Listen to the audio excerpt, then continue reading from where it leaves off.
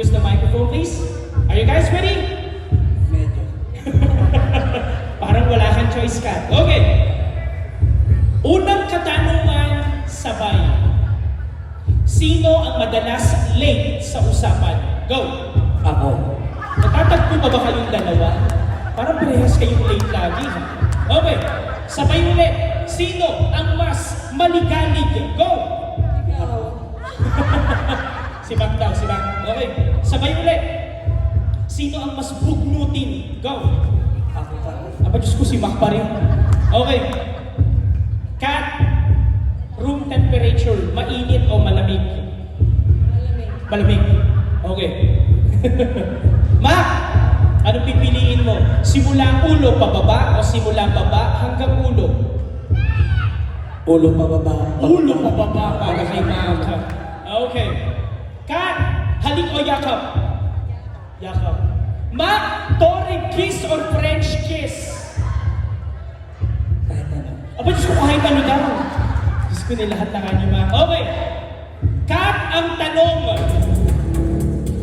Sa tingin mo, Kat, mahaba o maiksi?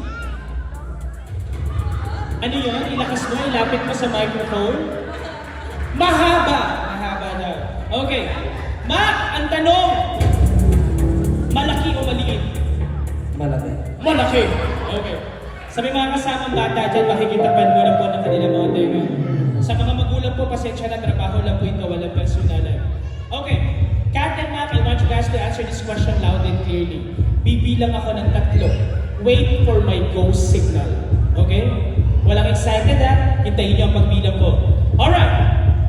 For the last and final question, Mac and Kat, ano ang inyong pipiliin? Is it? Is it?